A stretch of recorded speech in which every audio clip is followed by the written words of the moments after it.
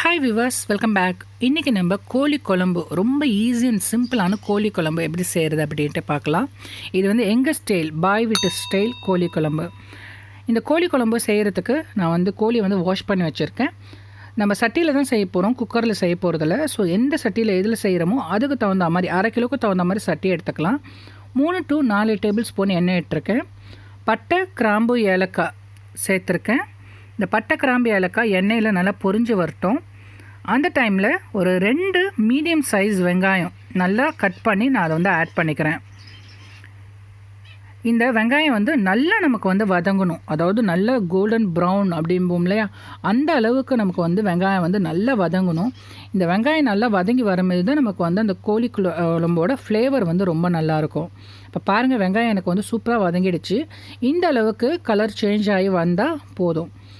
இதுக்கு 2 table spoon இஞ்சி பூண்டு விழுது ஆட் பண்ணிக்கிறேன்.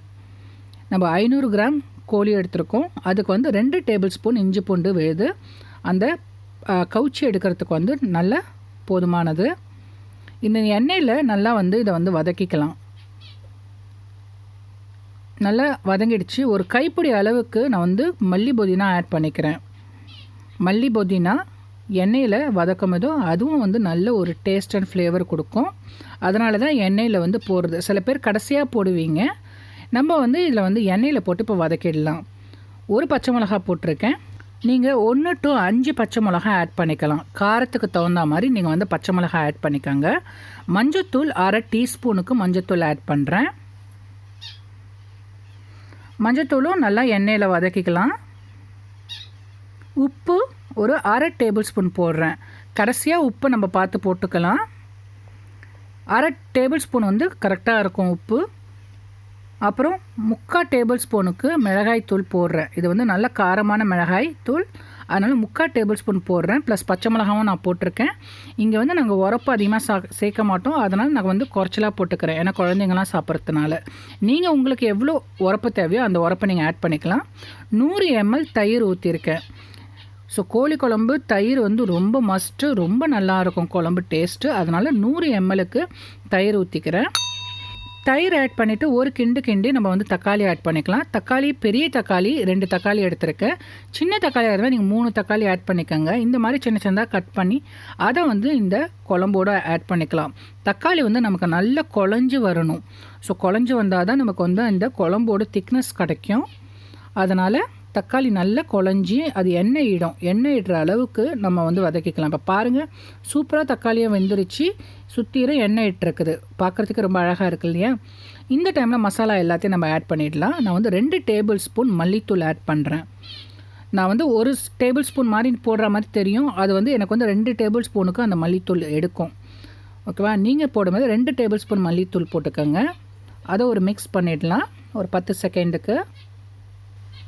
கறி மசாலா தூள் ஒரு 2 டேபிள் ஸ்பூன் போட்டுக்கலாம். இதையும் நல்லா மிக்ஸ் பண்ணிக்கலாம். அவ்வளோதான். நமக்கு மசாலா எல்லாமே நம்ம ஆட் பண்ணிட்டோம். இப்போது கோழி எல்லாத்தையும் ஆட் பண்ணிடலாம். கோழியை நான் வாஷ் நல்லா கழுவி வச்சுருக்கிறேன்.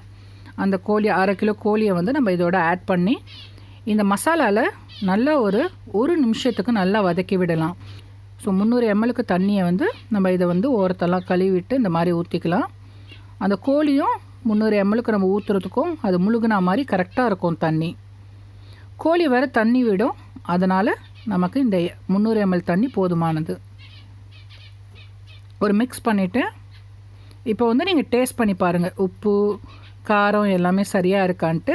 உப்பு பத்தலைனாக்கா லைட்டாக உப்பு ஆட் பண்ணிக்கோங்க. காரமும் உங்களுக்கு ஜாஸ்தியாக வேணும்னாக்கா நீங்கள் இந்த டைமில், ஏன்னா கொதிக்க விட போகிறோம், இந்த டைமில் நீங்கள் ஆட் பண்ணிங்கனாக்கா அது கரெக்டாக இருக்கும். இப்போ நம்ம மூடி போட்டு மூடி வச்சிடலாம். நல்ல ஒரு கொதி வரட்டும். அது ஃபுல் ஃப்ளேமில் ஒரு 5 நிமிஷத்துக்கு நல்ல கொதி வரட்டும். இந்த மாதிரி நல்லா தக்க நல்லா கொதிக்கணும். இது 5 நிமிஷத்துக்கு நல்லா கொதிச்சிருக்கு இந்த கோழி.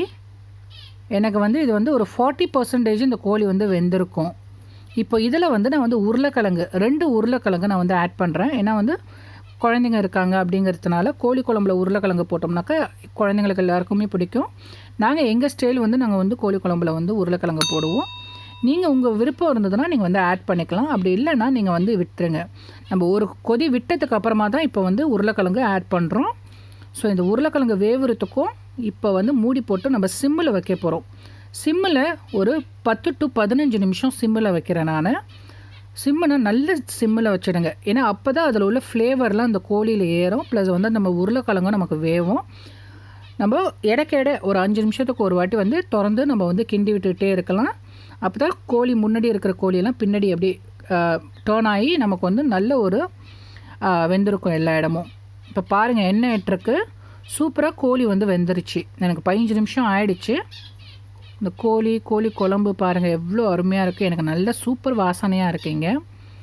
கோழி உருளைக்கிழங்கு ரெண்டுமே சூப்பராக வெந்திருக்கு. எண்ணெய் இட்டுருக்கு. அருமையான கோழி குழம்பு நமக்கு வந்து ரெடி ஆகிடுச்சு. இந்த டைமில் நீங்கள் வந்து மல்லி இலை வந்து ஆட் பண்ணிக்கலாம், கார்னிஷ் பண்ணிக்கலாம். திக்னஸ் பாருங்கள் கோழியோட, அதோ கோழி குழம்போட திக்னஸ் ரொம்ப நல்லா இருக்குது. இதை வந்து நீங்கள் சப்பாத்தி, நான், பராட்டா, ஏன் சாதத்துக்கு வந்து ரொம்ப ரொம்ப சூப்பராக இருக்கும். கண்டிப்பாக இந்த மாதிரி ட்ரை பண்ணி பாருங்கள். ட்ரை பண்ணி பார்த்துட்டு எப்படி இருந்ததுன்னு சொல்லுங்கள். எல்லா குழம்புமே வந்து சூடாக இருக்கும்போது நமக்கு வந்து கொஞ்சம் லிக்விடாக இருக்க மாதிரி தான் இருக்கும். ஆற தான் வந்து நமக்கு வந்து திக்னஸ் வந்து இன்னும் நல்லா திக்காக இருக்கும். ஸோ அந்த மாதிரி தான் இருக்குது.